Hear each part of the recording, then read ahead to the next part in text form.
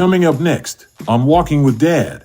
So do we have some exceptions? Absolutely. I am an exception. But I understood by studying other successful men that even as men, the same way I say that our daughters' futures that we should be involved in, they're involved in their sons' futures. Your dad was a cop. No, Jake is a cop too. What's going on here? They're following their first original goal setter, which is their father. Wow. That's the thermostat for you. And then the beautiful thing is your father always wants you to succeed. Yeah, surpass me. Better than he did. So that's one of the only few men that want you to do better than him.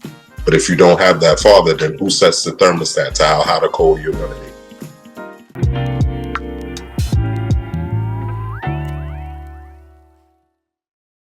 And I want to welcome you all back to another episode of Walking with Dad podcast today, here where we allow for dads and fathers to have a voice, to basically speak up about dads and fathers who are out here doing great things within their family and definitely being present within their children's lives. Today, I have a special guest for you. He is actually somebody who I have initially come across through social media, specifically through Instagram. Initially, I came across this individual through an advertisement that was on Instagram, and he was wearing a t-shirt that said simply, "Pips pay my bills." He is a serial entrepreneur. He has actually been within the network marketing space for over a decade now, and has also been trading within the Forex, foreign exchange market since roughly about 2016. And he has dominated the sales industry as far as construction is concerned as well.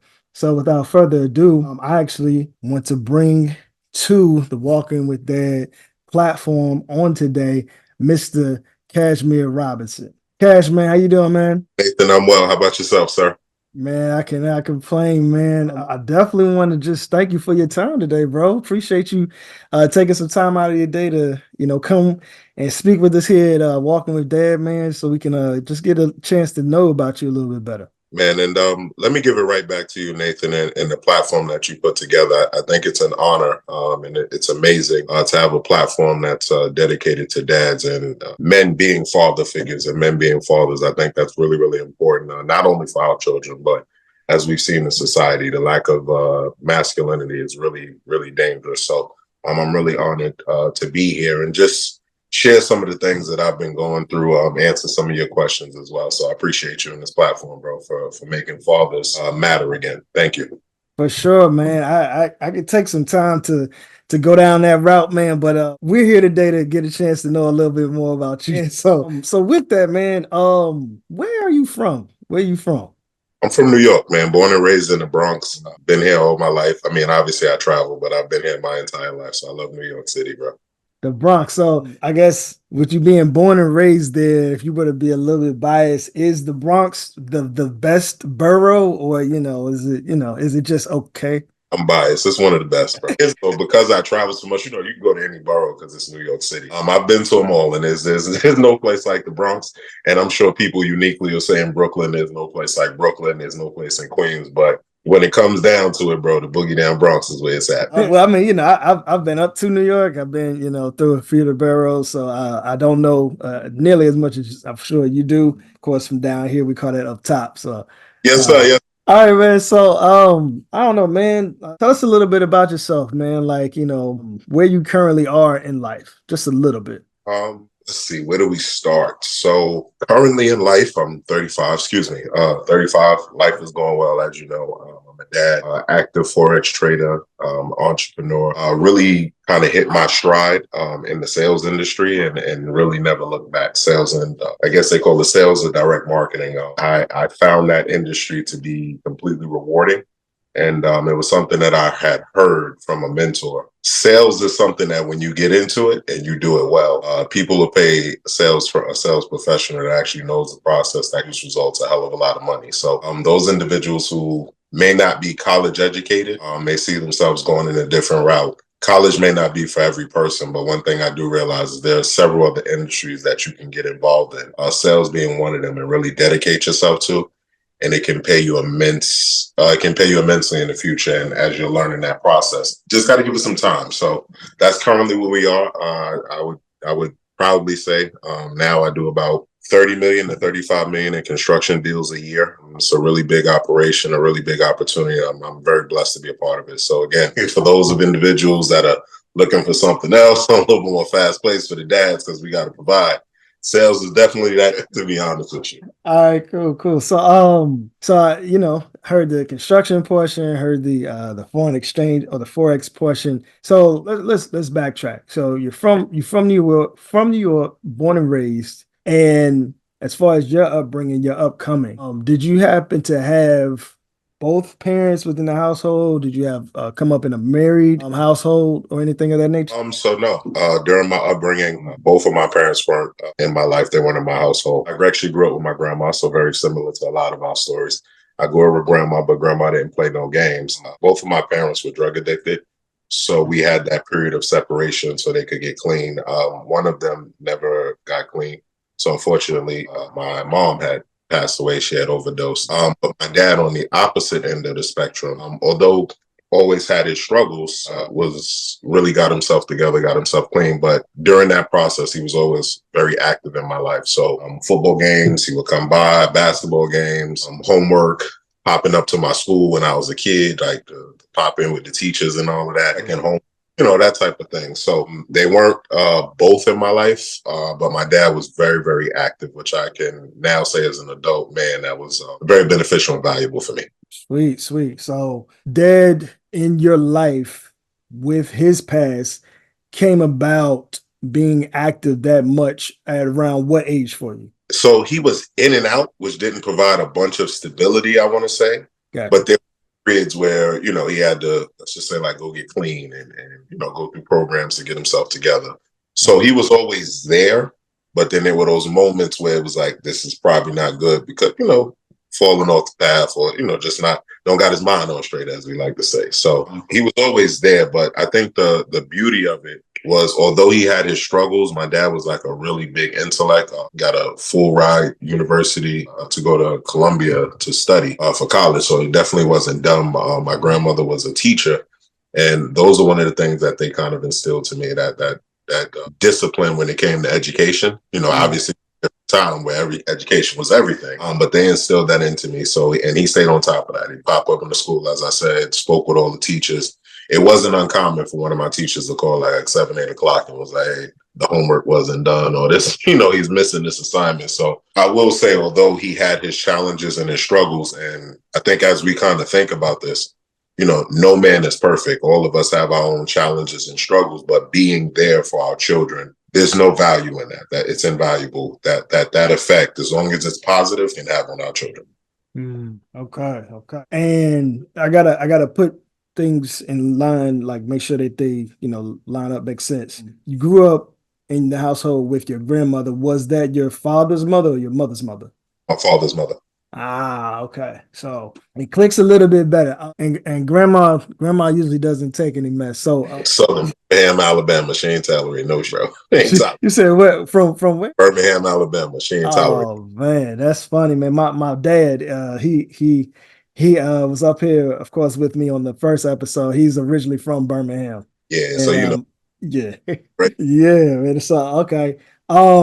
Is she still living by chance? The way I want to say, when I was around like 14, maybe 14 or 15. Okay. So my condolences to you on your grandmother and your mother. Appreciate that, bro. Thank you. So with that being the case, 14 at that time she passed away. Have you been on your own since then as well, or how did that play out for you? So the way it kind of played out was, I was with my grandmother from, I want to say, birth to 14, 15 maybe, when she passed away. And then my aunt had stepped in to legally adopt me and my brother and then finish raising us. But my aunt is my sister's brother, obviously. So same, mommy, dad, my sister's mom, my aunt, all from the same woman. So when she passed away, we just made a decision to go live over there. And truthfully, it was because it would produce the best environment. I remember it was a choice between like 2 households that we decided to go with. And I specifically chose my aunt because of the environment that they were in at that time. It was one of the better upscale parts of the Bronx. I was like, yeah, I think we go. All right. So that was your father's sister. Yes. Your father's sister. Okay, cool. So that gave you a chance to like expose like you said a better part of Bronx, like expose a little bit of betterment than what you were used to coming up. Yeah. South Bronx is a tough place to grow up in. We grew up in Forest Projects, so it wasn't uncommon, around that time with a lot of gangs, drug activity, things like that, to get kind of caught up in that type of lifestyle. Although we were, I want to say, sheltered, not from going outside, but because grandma was a lot older, so I was forced to grow up a lot faster. So I was cleaning the house, cooking, cleaning, dropping off the rent money, that type of stuff. I was doing adult type of things because, obviously we had to take care of them. So I want to say that kept us in the house and close. And then it was a local Boys and Girls Club, and we used to go hang out with my aunt because sometimes, she just like, hey, go out. You guys are kids. Y'all need to go do something. And they had like a Boys and Girls Club. It was different activities over there. Like it just was a different neighborhood. So having that level of exposure was different. They live a different lifestyle. He got 4 or 5 game consoles. I ain't got none. I got his old Sega. You know what I'm saying? I was like, yeah, I think I like it over there a little bit. Oh man, I got to touch on it real quick just because you mentioned it. You had the Boys and Girls Club close. Just not to get off too much. Is that Boys and Girls Club still open and active? So it is. We're actually in the battle to keep it open and active in that community. They have some investors that are looking to sell it, but we in the community are diligently fighting to keep that Boys and Girls Club open, to keep that program open. I spoke in front of the news. We did a community board rally and everything. So the message is out there, the awareness is out there, and now we're gonna, look to reshore some of our sponsors from the Knicks, the Yankees, so on and so forth, to kind of help us save that place, which is definitely needed. So a sector of this conversation, you're gonna find out how important that Boys and Girls Club was, because it allowed me to meet other men that were on the right path and, that would always give guidance. So we'll touch on that, I'm sure, as we go throughout the interview. Yeah, for sure. I like to say the conversation as we go throughout the conversation. Yes, sir. Got you. Okay. So how was the rest of that journey, or how long even was that journey of when you were living with your aunt to when I guess you went into, adulthood and everything? So let's say it was like high school. That middle school, high school, 8th grade-ish, 7th, 8th grade-ish. I lived with her throughout my high school, obviously. And then when I graduated, explored the college route a little bit. But around that time, daddyhood started to come into play. So, I decided that I needed to make a move. I couldn't be up in the house anymore. So I want to say that those high school years, middle school, high school years, was really the formation a little bit more of my character, but it fortified it. Because there were a lot of things that I was already doing, but that just kind of like fortified it. So I was already working, very young, and I started working, I think, like 13, 14, when you got your summer youth papers and things like that. I was working in that same Boys and Girls Club. They gave me my first job. So, as things kind of progressed, as I said, my job is around the corner from my house now, so to speak. Yeah. So that period of time, I want to say 7th, 8th grade, and then throughout, 12th, wherever that is, when you finish high school, 18, 19, whatever that is, fortified what it was that I was already doing. And I'm deeply appreciative of that time period. Challenges then, but deeply appreciative of that time period. Cool. Have you become closer, or are you even closer now with your aunt since that time frame of you, her bringing you up, basically? Yeah. I just seen her today at church. So, we talk all the time, but now it's from a different perspective. It's more, understanding that time period, but then also her seeing me as a man as well, that, I have a different view, her certain things, my viewpoint is very, very different. So I want to say that there's a deep level of appreciation. I think that we all kind of get that as we get a little bit older with our family members. You love them a little bit more for different reasons, even though you hated them at one point. It's like, you know what I mean? It is what it is, but that's a part of it and being an adult. Gotcha. Big ups to Auntie for sure. That family dynamic, that family structure is really big. It's really important. Yes, sir. So was your grandfather ever in your life on that side? Yes, he was. Unfortunately, he had passed away from an overdose as well. So okay. Very, very young, and I think I want to say around maybe like 8 or 9, something of that age. Okay. So manhood baton got passed down real quick, and I think that's what happens to a lot of our boys. We're forced to grow up a lot faster than we really are supposed to. Have the male figures that tell you that the best parts of your life come a lot later, like in your 30s and 40s. So give yourself some time to grow. I think that we don't learn because we don't see enough men. we don't learn delayed gratification. You know, there are things that I'm able to do now in my mid-30s was absolutely not in my 20s. You know, you don't have the type of resources, you haven't been established in your career. So I think that's the missing link a lot of times when we talk about fathers, is that we don't see that process of, you know, dad's making a lot of money, but he's 50. You know what I'm saying? Damn shame that a lot of us, you know, we don't even see that age because we don't take care of ourselves. You know, we don't do the right things in terms of our health, nutrition, and fitness. So we miss that part of life where it actually gets better as you get older. When, you know, you're younger, you're like, yo, I want that new car. I don't think you can afford the insurance right now. Not the maintenance, just the insurance.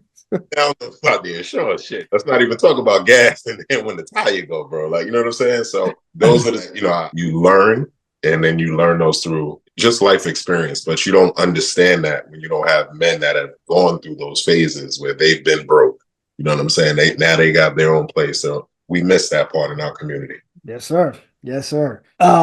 Which will be another topic. And I'm so glad that you touched on the fitness, because we gotta hit that with you, man. You've been on the journey. We will hit that. But coming out of high school, and you personally have not mentioned any kind of college for yourself personally. So coming out of high school, did you graduate? I tried it.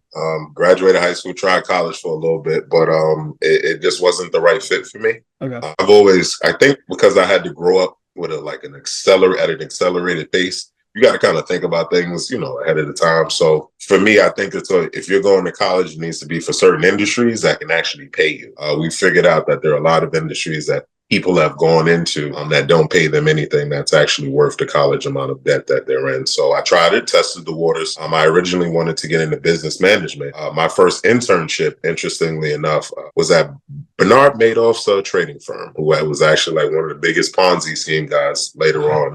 Introduced. Yeah. So it was the thing. I was in school. I was in high school. I wanted to get into finance, and it was a chance to pick a course. It was like to do calculus or something like that, and to study personal finance. And I've always done well in math. I was pretty much a straight A student. Like those things I took with me going through. The smart kids get whatever they want. You know what I'm saying? You get whatever you want. You cool kid, you smart, you on the basketball team, get whatever you want. But my guidance counselor asked me, do you want to get into, it's two like math courses. So you get into personal finance or calculus. And I remember vividly telling her, I wanted to get into something that I could use later on in life. And that was personal finance. So I got involved in that personal finance course. My instructor was Miss Ellen Hales. She worked for him at that time. So she was able to set up like that internship that exposed me to the markets. Only reason why I wanted to go to college was because they said that you needed a 2-year degree to be a trader on their firm, and then they would pay for you to go get the other 2. So I was like, well, this is good. This is a plan. I like it. I would hang out at the firm. It was an internship, but then they invited me throughout the summer, and then they kept inviting me to come back. So me and his son, God bless the dead, got really, really close. I got really close to a lot of the staff members, but it was really interesting to see that this other lifestyle of trading and people with investments and how they live was totally different than, let's just say, how your family, friends, and certain people in your circle live. So, you know, it was very, very interesting to make that choice, and then how at this age, I see how that was the right path. You know what I'm saying? Like that was the way to go. So in terms of college, I stepped in the water a little bit. But I realized that there were other ways that you could do some pretty big things in your life. So yeah, so and we know, man, it's plenty of things in life that's not for everybody, and that's totally fine. The college, military, 9 to 5, whatever the case might be. So you went through that path in that time frame, and so when exactly in life was it for you that you had met who is, of course, now considered to be the mother of your child, and that process took place? So we met early in 7th, 8th grade. Okay. And then dated on and off. And then as we kind of like got older, we wound up getting back together and producing a beautiful young lady. She's 12, she'll be 13 in October. So nice, sweet. So and early congratulations to you on that. And that's your only child? Yes, sir. Yes, sir. One and only blood biological child. Yeah, yep. Biological. Nah, I'm not sure what you guys. That's one thing that I've learned as a man. Discipline is crazy. I've seen that stifle men having children all over the place. Not a good idea. So hey, you called it what? Dick Discipline. Dick Discipline. I heard it from a mentor, bro. It's called Dick Discipline. You gotta exercise that, bro. You can't go crazy. Children are expensive, especially if your children are expensive, bro. Especially if you take care of them. That's a bar. All right. So your relationship with the mother of your child, is that still strong? Is it okay? Is it Solid? Again, every relationship comes with challenges, but solid. cool? And so your daughter, your one and only daughter, how is your relationship with her? Okay, I ask it this way. How would you say your relationship is with your daughter from her perspective?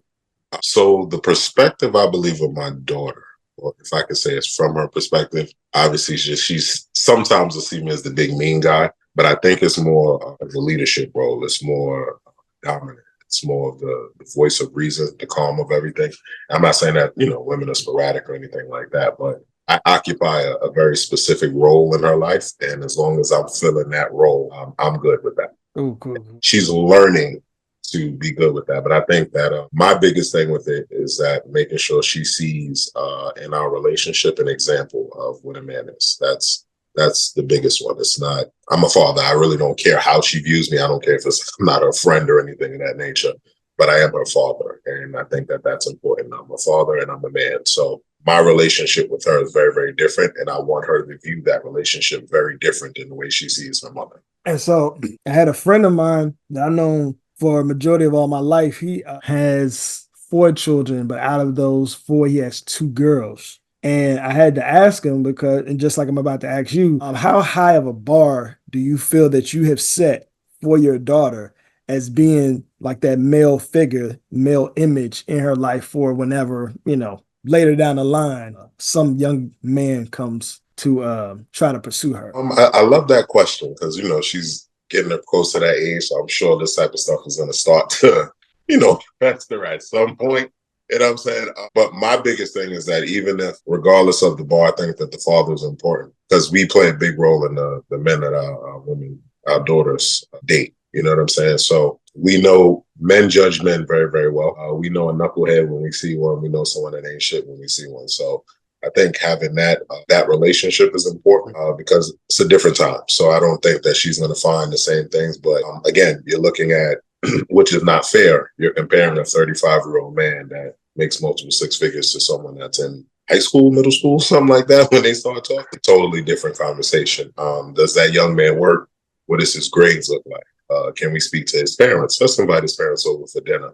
That type of thing. I think that we as parents play a big role in our children's dating, or we should. I don't believe that our kids should just do whatever the fuck they want. I'm not a fan of that. I think our daughters should be guided with relationships. I can dig it. And so she 12, about to be 13, still middle school. So is she going into 8th grade? Yeah, she's going into 8th grade. All right. So how do you feel about these next few upcoming years as far as 8th grade? She's already about to be turning 13 later this year, so she's going into those teenage years.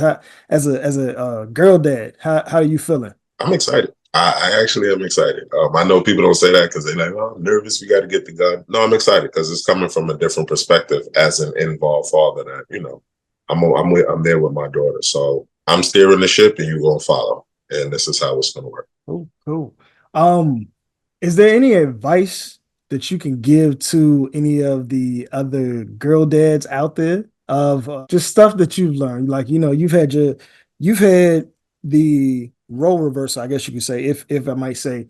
You had grandmother pretty much raising you, and then you had auntie raising you, and then now you're in position of raising a daughter yourself. Is there anything that you could give as advice to other girl dads out here who are in such a position that, haven't learned probably what you've learned just yet? What I would give as advice as it relates to, and there would be a bunch, is I think that understanding that we as men occupy a very different role in relationship in our daughters' and sons' lives. So although being raised by my grandmother, my dad was always there. So there was a male figure that was dominant when, let's just say, he said, "Shut up." It was time to shut the fuck up.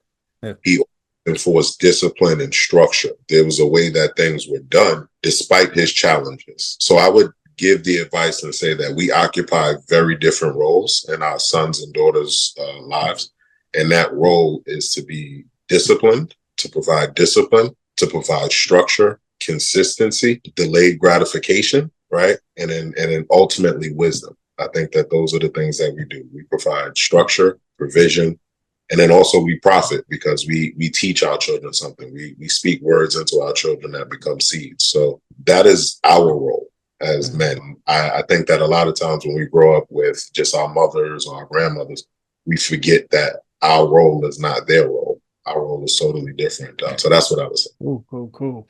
And it's maybe about the second time that you mentioned it. We're, for the most part, I don't even want to assume. So that's why I want to structure it a certain type of way. We're aware of delayed gratification in life, but as far as in fatherhood, manhood, could you elaborate a little bit more about like where you're coming from when you're speaking of delayed gratification and the meaning of that? Absolutely. So when I think about delayed gratification, there's a lot of things that you're going to want in life that even if you want them, it's just going to take time for you to get them. So even as a young man, you know, I remember wanting, it's an interesting story. I remember wanting Dodge Charger in like 2016, fresh out of high school, bro, right? I didn't factor in like gas payments, insurance, brakes, maintenance, all of that stuff. I think that the beauty of delayed gratification and not really understanding that time is your friend is it protects you from a lot of mistakes. So as young men, you know what I'm saying, we don't have that protection a lot of times from those mistakes that are harmless. You know, discipline. How many of us are learning what does that mean? The importance of being in the gym, staying in shape, focusing on your career path, because that's ultimately what's going to be important. That's what you're going to be valued as a man, right? So we don't get those things. So when I think of delayed gratification, it's really just saying that time is your friend. You know, I got business partners and people that I work out a lot. They work out a lot longer than me. They've been in the gym for 20 years. It would be crazy for me to think that I could lift what he lifts when he's been doing it for over 20 years. But I'm going to get there, though. Yeah. You know what I'm saying? So I think that that's a part of the delayed gratification when young men are sharing their information with other young men, right? Because one of the things that I know is that, you know, we look at young men different. We see them and we see ourselves, right? We see a version of ourselves. Yeah. Giving them that wisdom to say, hey, listen, I know you want to make six figures, right? Because, you know, everybody wants six figures. Everybody wants to be a millionaire, all this other crazy. But really setting them up for like, all right, so what skills do you have? If you don't go to college, what are some other professions that you can provide for yourself first and then have those other things that'll come later? You know, so that's delayed gratification. That's why I think it's a big thing, and it doesn't get taught to us in our communities and our neighborhoods for whatever reason. I can dig it, man. Thank you for that. We needed that. With that being said, we're touching on the fitness part, and of anybody who does not know you, maybe even some people who do know you have been following you on social media. Within the past, how long has it been now? Past year and a half, or is it longer than that? Let's say it's probably about a year and a half or more. I started my fitness journey November of 2022. Okay. So it's a little trick. I'll pass it on, but I set all of my goals in November. So by the time December, January hits, I'm already 2-3 months ahead of the curve. Mm-hmm. So I started like aggressively going to the gym 6-7 days of the week, November 2022. Okay. And at that time, what was your, how much did you weigh at that time? The first weigh-in that I remembered was like 367 pounds, 363 pounds. It was crazy, bro. It was crazy. It was crazy. 363, 367. And as of today, how much do you weigh? 297, 298. Look real muscular. You can go check out the page and all that. You know what I mean? There's a big, huge body transformation. All right, cool. So that's roughly, like a year and a half or so. So what inspired, you know, of course you set goals. And I mean, you know, I'll give you an opportunity to even expound on the importance of goal setting. But what actually inspired you to go on that weight loss fitness journey in the first place? It was a couple of things. I had a basketball coach when I played varsity basketball. And he was one of the most blunt coaches I had. And he said to us, all of y'all are not going to the NBA. All of y'all may not go to college. But he said that's something you need to take with you is to make fitness a part of your life. Now, it's very important how we program ourselves, like how we've been programmed, because that programming kind of shows your relationship as it relates to food. So this is going to sound crazy. I had always been fit, captain of the basketball team, always played basketball.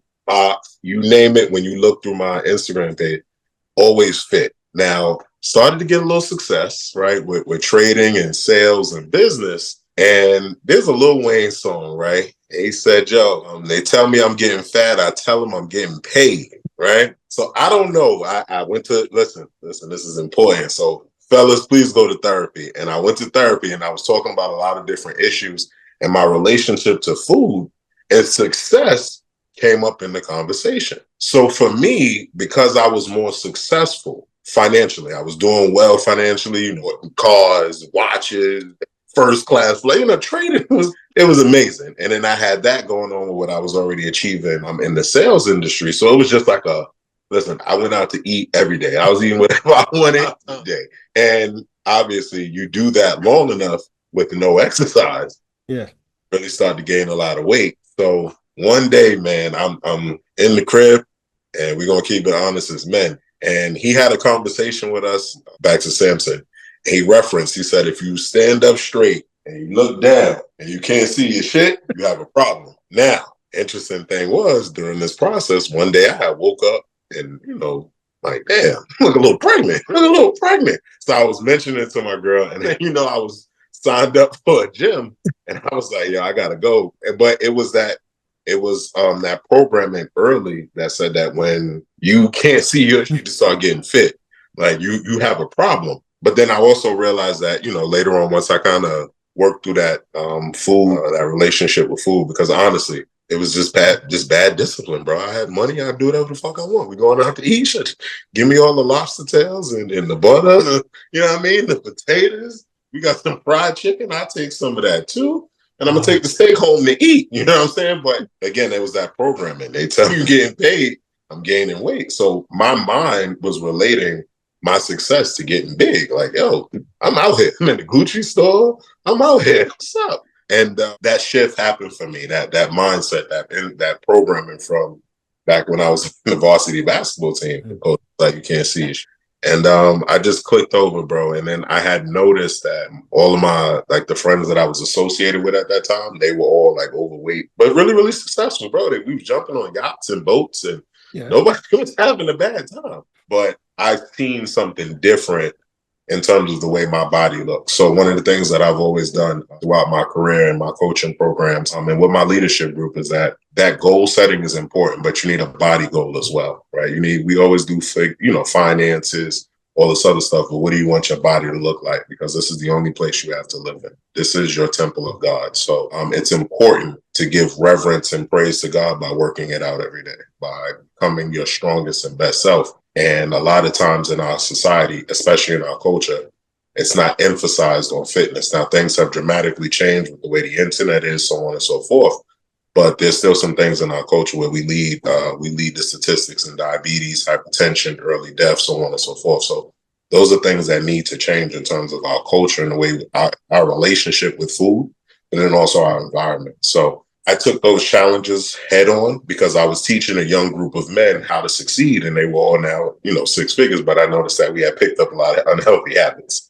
You know what I'm saying? So fitness is important, but it also helps increase your masculinity. It makes you very, very sharp, very, very sharp. Real quick, because I got a question, but I don't want to, forget it, but I got to make this point because this story, there's a story that David Eminitier speaks of, like when he was coming up and he was first getting success. It was like just straight on point to what you were talking about. Like when the money came, he was like eating lobster and steak like every day. Oh man, can't wait to be able to sit down with him. But so with that, man, so you were programmed from the song lyrics and then from your coach, and then what came about for that programming for now, from since your beginning of your journey that started around November of 2022 to now, that switch? And I gotta ask this because it's easy to get programmed with anything. Of course, nowadays you got music, social media, influence of your environment, of who you're around, where you might live.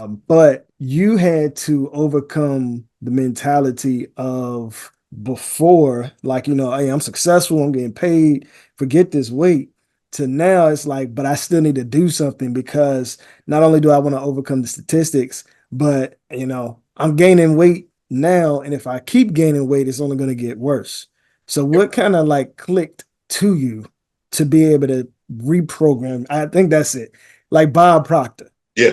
Bob, like Great. reprogramming yourself. Great question. For me, and I do this with, taking my group and then showing them how to be earners. And I think it's with every area in life. The thing that really shaped that was exposure, different levels of exposure. So I seen people that were making money and they were overweight, but then I also seen a lot of other people that were making money and they were at the top of the industry and they were physically fit. I started to meet people in my own industry where they would literally tell you, we work around the clock, certain things are going on. And they'll tell you, listen, my phone is off from 5 to 8 because I'm in the gym. You can reach me after 8. I'm like, wait, we got to get this money. This is something that we got to take care of. We can deal with that after 8. So I started to notice that making it a priority but in terms of communication, communication, a big part of it is nonverbal. Your body communicates something to other people. So it started to help me thrive and it gave me an edge in business. I was already doing this in terms of Forex and, sales because it's a level of discipline. It's a level of consistency. So it's honestly taking those same skills and now applying it to fitness where it's just like, oh, this is easy as well. This is not hard to do at all. So if I'm hearing you correctly, it's a choice that becomes a decision. That's correct. Okay. All right. So you said that you've been able to tie your fitness in with Forex. So of course, I got plenty of people who will be seeing this, listening to this, who have maybe heard of investing, trading, stocks, Forex, foreign exchange. They might not be totally and completely aware of it. But as far as your journey of Forex and how it has created a lifestyle for you, like I said, I came across you initially because of a shirt that you had on that said "Pips pay my bills," and that's not Gladys Knight and the Pips. That's a certain something that's within the foreign exchange market. So how exactly did you come across Forex? And then how exactly has your journey been with trading Forex? Great question. So I came across Forex. Honestly, I was already doing well in life. I was a maintenance superintendent, worked at a new condominium development out here in New York City. Between my salary, overtime, and some tips that they always threw in around like certain seasonal times, I was pulling in well over 100,000 as a young man. So I was already successful. But what I had noticed was that I looked for other vehicles that allowed me to multiply money. Forex is just like any other vehicle. It's like real estate. It's like any other industry. It just allowed me to multiply money. But I understood it because, as we talked about before, in terms of exposure, I had already been exposed to the stock market, options, even Forex, although it was very minute at that particular time in terms of engagement, who was allowed to interact with the market. But I was already exposed to it because I was at a trading firm before and in high school. You know what I'm saying? So when a business partner introduced it to me, he was like, yo, you need to check this thing out. I was like, wait, I've already heard what that was. All right, let me come check it out. And here's what I liked. Here's what I admired. It was a vehicle, and I'm in the MLM space. So I direct sales, network marketing, whatever negative conversation people don't want to tell you. But I'm going to tell you something that was very dope about it. I seen the information. I seen the presentation. This is what I immediately saw. I didn't need to recruit a soul to do this business because I could put money in the trading account myself and I could learn the skill set. And that's what the hell I did. I seen a vehicle that allowed me to multiply money and I rocked with it. You're talking about 2016. I started winning awards to teach this in 2018 because I had taught a group of people how to use some of the tools that we had in the academy. And they started going on 5, 10,000, I don't want to get into numbers and all of that for disclaimer purposes when this interview is put out there, but people had a lot of success. So that shirt wasn't a lie because around that time, that 6-figure job that I was holding on to that I absolutely loved as a maintenance superintendent, I came in one day and they fired me. No write-ups, never been late, nothing. So I had to rely on Forex to help me pay my bills for an extended period of time. So whenever I, interact with people and they ask me about this journey, it had its challenges like anything else. And I don't shy away from that. I don't sit there and tell people it's get rich quick. You finna make 10,000, 20,000 a month. No, I've been in this industry since 2016 and I've successfully been able to do that profitably. And what I define as profit and success is different from what you may define as success. Some people put success on a different dollar amount. I know for me, I just wanted to pay my rent at the time because I had to provide a home for my daughter. And so put food in the refrigerator because Daddy didn't have a job anymore. So while that was going on, I had to go refocus and find a new job. You know, and so the journey has been great. I will say that, but it comes like anything else. If you want success in it, it's going to require you to do the same disciplines that I'm now using in the gym, doing it every single day. There's some days, bro, I go in the gym, I'm like, damn, I look fat. And other people are like, yo, you look good, bro. You losing all the weight. And I'm like, oh, bugging. I did the same thing with trading. There was parts where I'm like, damn, I lost for a week straight. Come out winning. And it's like, or if I've had other people go, hey, listen, I'm trading this way that you taught me. I'm doing extremely well with it. So trading has been great, but it is a skill set that you need to learn.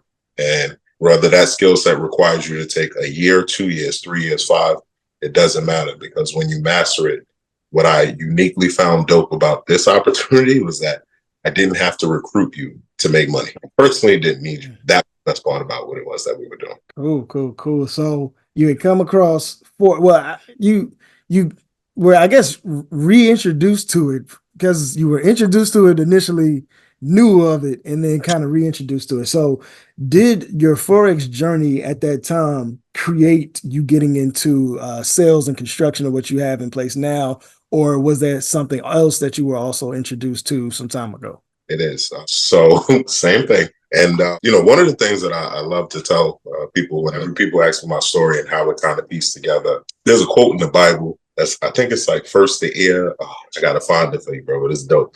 Right. So I learned like a lot of principles that basically you don't know how the dots connect. I think Steve Jobs said it. You don't know how the dots will connect looking forward, but you'll see them when you look back. Right. And that's the best way to kind of describe that Bible verse that I'm referencing. I promise you I'll find it and I'll send it to you for the benefit of the audience. But I remember setting specific goals, things that I wanted to do, because again, the company that I'm in now is not my first network marketing company. Mm-hmm. My first network marketing company was in a health and nutrition company, and that was like, we was good. That was pretty good. And when that company dissolved, I had learned a lot of principles from my mentors in that organization that I took with me in my, my day-to-day life. So being introduced to network marketing and then seeing sales again was like one and the same. It was like, wait, I had seen this before. We had been here before. A lot of the leaders in the company I had known and seen from other industries, other organizations. So it kind of tied in together, where the goals that I had set for myself while I learned goal setting in company one, let's say in 2020, I seen those skills now play out in a new company in 2016. The problem was most people won't wait 16 years to see how the two connect. Most people won't do something for 16 years and then see how the dots line up, because most of the time you quit because you weren't taught. You don't quit as a man. You hear it, but you have not seen someone that has succeeded that did not quit. Mm-hmm. So being introduced to network marketing early, again, exposure, seeing it again in another company, but now it's like the two is put together. Oh, this is good, because I had already learned some of the principles in company one. I'm saying that to say that a lot of the times the process, and again, this is why I say that things get better as we get older, because it gives you more time to see how the things, when you look back, connect to where you're going in your future. That was the connection that I made with the two. I hope that question in like a long roundabout way, but I think there was so much value in there for the men and then also for the young men that'll be viewing this, because you need to understand that you're going through the same process, but having exposure to goals and goal setting is very, very big. And the original goal setter, and this is the part that we missed, the original goal that you set is in the image of your father, because that is the first male teacher that you have. The original goal that you set is of your father. How many of our men, or maybe let's just check our culture out of this, when you go into other cultures, they follow their father's footsteps. Daddy was a lawyer, you became a lawyer. Daddy started a business, you run the business now. Your dad was an accountant, guess who became an accountant? Your father started a funeral home business, guess who owns the funeral home business now?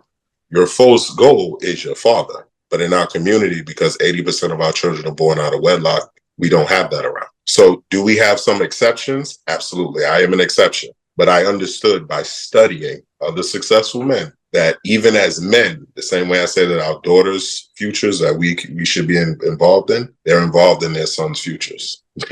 Your dad was a cop. No, Jake is a cop too. What's going on here? They're following their first original goal setter, which is their father. Wow. That's the thermostat for you. And then the beautiful thing is your father always wants you to succeed. Yeah, surpass him. Better than he did. So that's one of the only few men that want you to do better than him.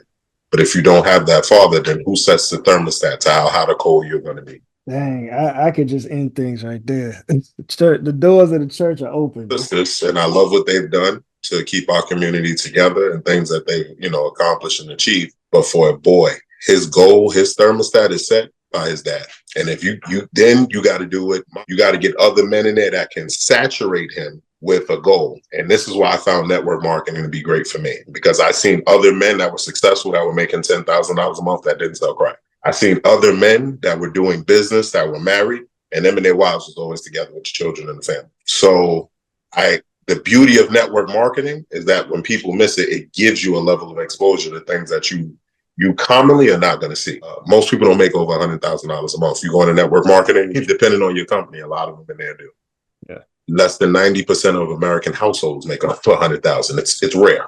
It's rare. This is true. So when you got a network marketing company, it allows you that exposure to get involved with other people and see how they think in terms of money, investing, consistency, discipline, time, how they view time. Bro, like I said, I could almost just not have anything to say, bro. From you talking though, you did make me think of Earl Nightingale when he had always said about sales is the world's highest paid profession if you're good at it and if you know where you're going. That's what I was looking for. And I think I said Jim Rohn, but it's Earl Nightingale who said that. You're absolutely right. Yeah, man. And it's the truth. It's the truth. Yeah. And as it relates to the company that I went when I got into the sales journey, the person who introduced me to this industry, in my sales company, I was teaching him how to trade. Wow.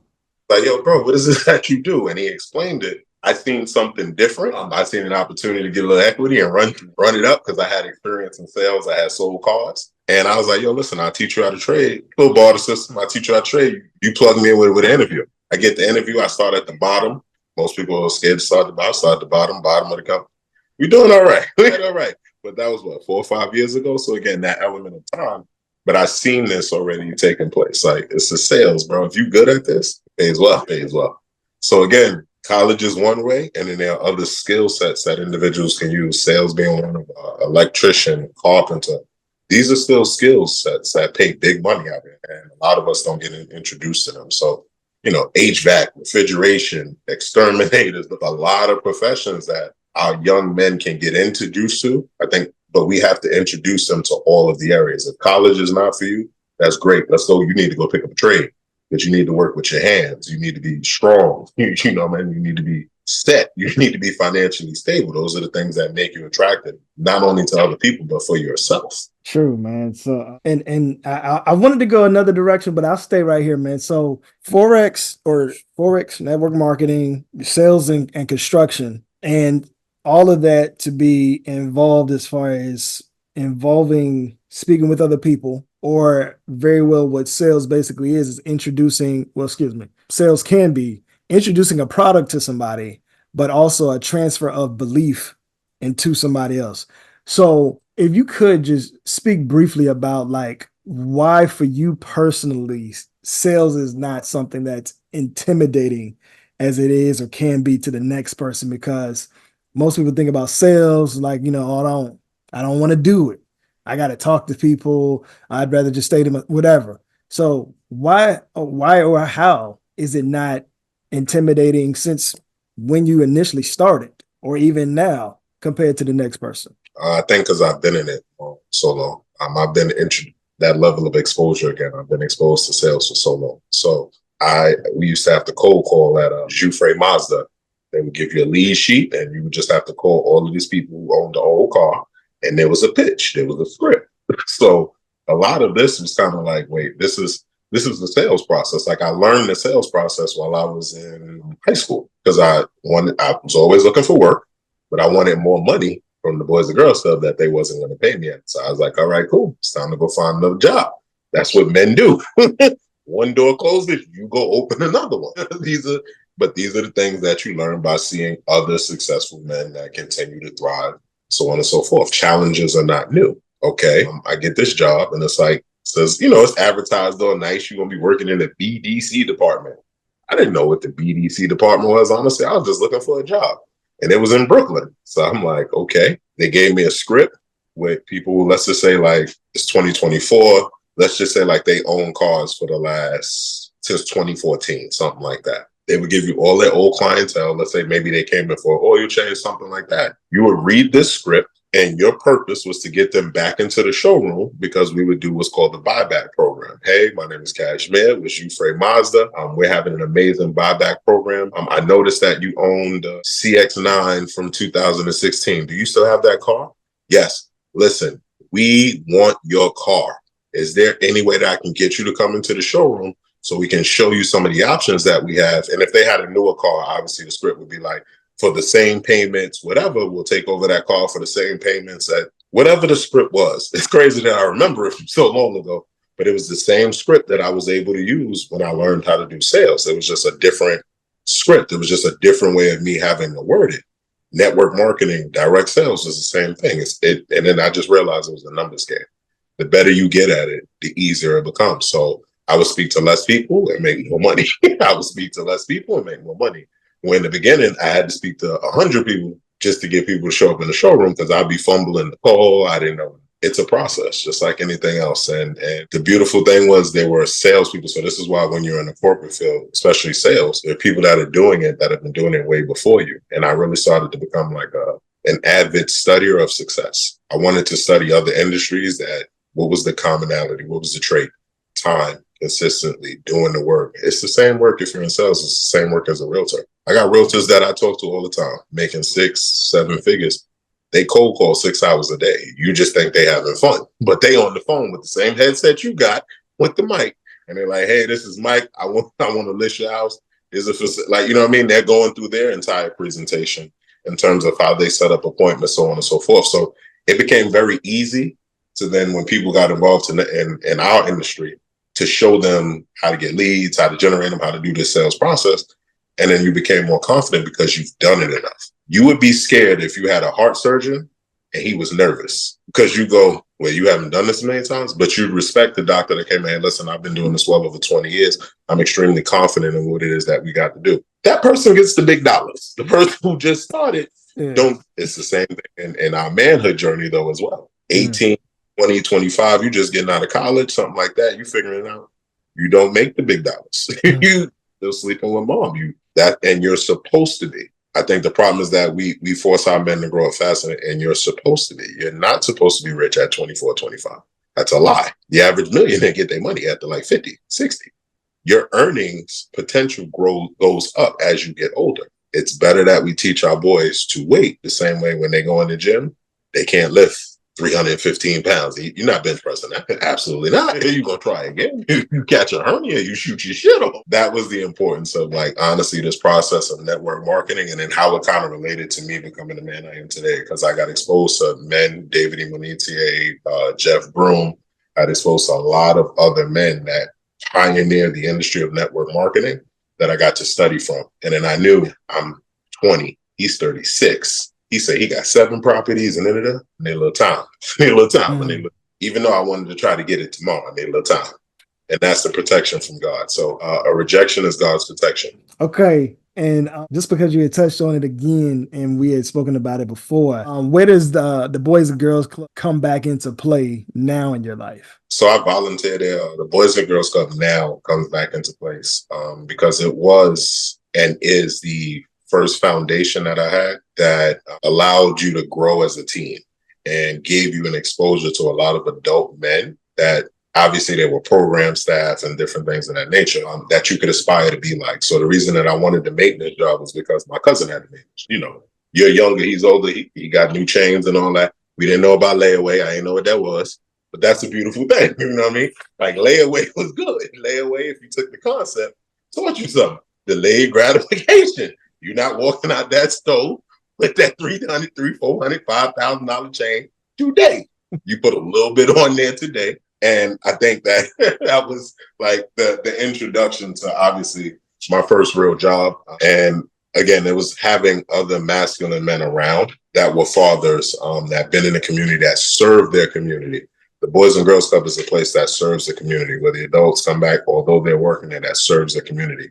That's a safe haven for a lot of our children. Without that place, I wouldn't be in the place that I am today. And this is the stories from countless individuals not only in the Bronx, but all of the Boys and Girls Clubs around America. So there should be a conservative effort in legislation, so on and so forth, that allocates dollars to keep those places open. Because the same thing that our city will complain about crime, guns, and so on and so forth, places like this help children see why those things are dangerous. Why, you know what I mean? Like, it's a community program.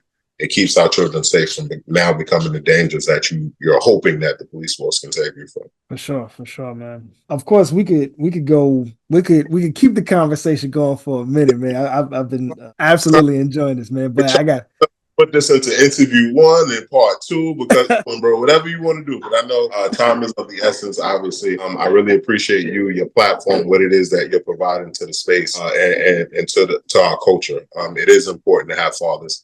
And, despite what's being said in society, there are a lot of surveys, there are a lot of statistics that show that Black men are the most involved fathers of all races. So there's a lot of things that suggest that we've been doing the right things. It's just been advertised differently for whatever reason. But Black fathers are the most involved fathers. We are that. 2-parent households thrive. Children raised with their fathers do statistically better than children just raised by single mothers. So there are a lot of statistics that support what it is that you're doing in our platform. And it also keeps our children out of jail. So I admire what it is that you're doing, and I appreciate what it is that you're doing. And we need to bring more awareness to what it is that you're doing in platforms like yours that encourage men to be men and fathers to be fathers across the cultures.